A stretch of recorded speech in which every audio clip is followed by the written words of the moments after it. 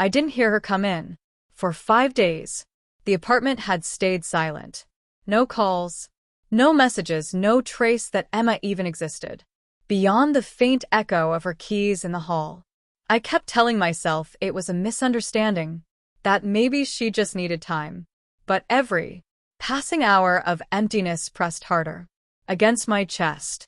I'm Daniel, 39, married to Emma for 11 years, or at least I believed I was.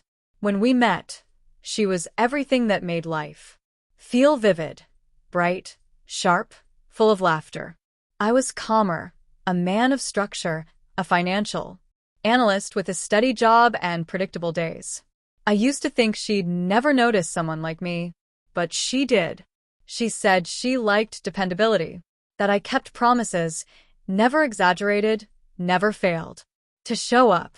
Our first 5 years were golden.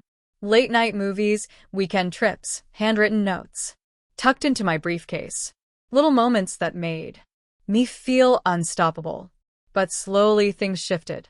A delayed text, a half-hearted smile, her hand no longer reaching for mine at night. I blamed stress, deadlines, bills, family demands. I reminded myself that love changes form, that marriage isn't fireworks every day. So I adapted. I tried harder. I made her coffee just right, remembered her favorites, even placed fresh flowers on the counter. Then Monday came, 5 days ago. She left, without a word, slipping out while I was at work. No message, no goodbye, nothing. The apartment was still ours, yet it felt unfamiliar, like our shared life had turned into shadows. Every call went unanswered. Her friends didn't know. Her family stayed vague, and I was left alone to face the silence. Those 5 days stretched endlessly. I questioned everything. My actions, my words, myself. Was I too much? Too little? I replayed memories, each one hurting more than the last. Still, I clung to routine: coffee, mail, walking the dog, always glancing toward the door as if she'd appear. Then Thursday night, she returned quietly. No apology, no reason, just the soft click of the lock and the heavy air of her presence. Emma, the same woman I'd loved, but now she drifted through the apartment like a ghost, leaving nothing but cold air behind. From the kitchen, I watched her, my hands gripping the counter. Part of me wanted to ask where she'd been, why she left, what had changed. But another part of me, calmer and wiser, stayed still. That night, we spoke only what was necessary. The silence between us was thick, suffocating. I noticed the tiredness in her eyes, the weight in her shoulders, and for a fleeting second, I wanted to reach out, to close the distance, but I didn't. I had learned something. In those 5 days, that love cannot live on hope alone. It needs presence, respect, acknowledgement, and her absence had said all there was to say.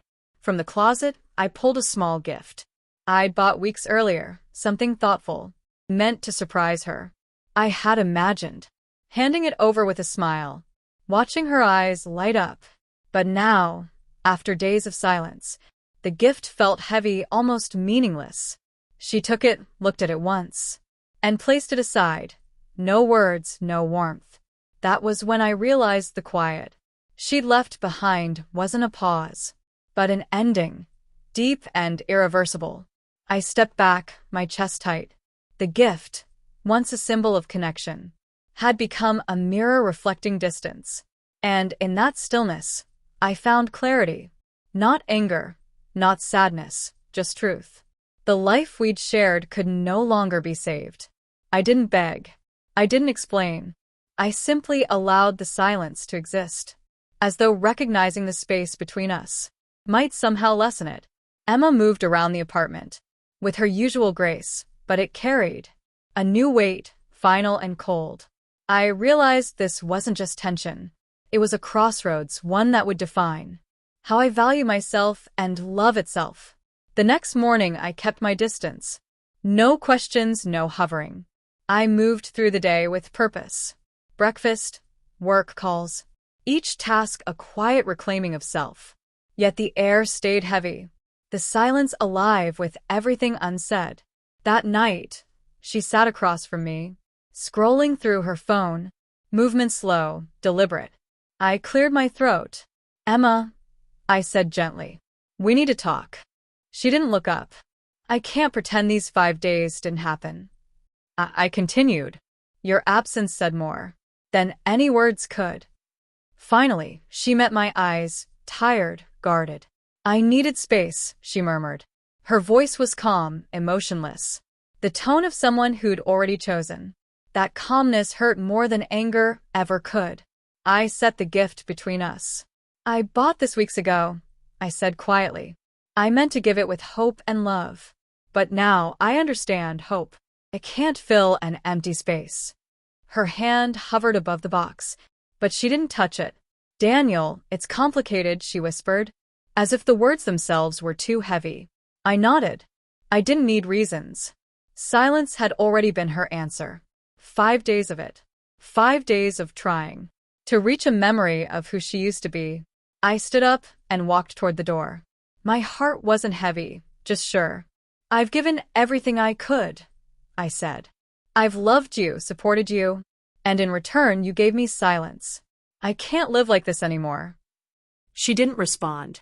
The gift stayed untouched. A small monument to love unanswered. And in that moment, my ache dissolved. I finally understood. Love isn't about enduring absence.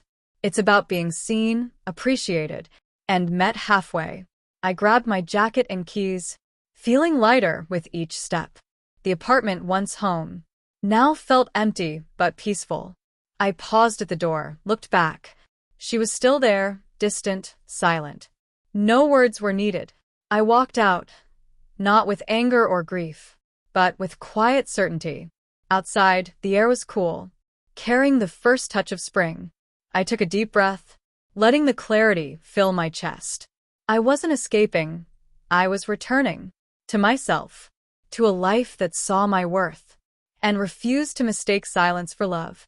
Each step felt deliberate, a rhythm of self-ownership. For the first time in years, I felt entirely whole, free from waiting, free from noise. When I reached my car, I placed the gift on the passenger seat. It wasn't hers anymore. It was mine, a reminder of love given, and the courage to leave when love stopped giving back. I started the engine, the hum grounding me in the moment, and as I drove away, I felt peace. Not joy, not triumph, but the calm truth of release. Love, I realized, doesn't live in silence. It breathes through presence and care. And when those fade, no hope, no gesture can bring it back. I left behind not just the apartment, but the years spent unseen. The road ahead was uncertain, but it was mine. And for the first time, that uncertainty felt like freedom.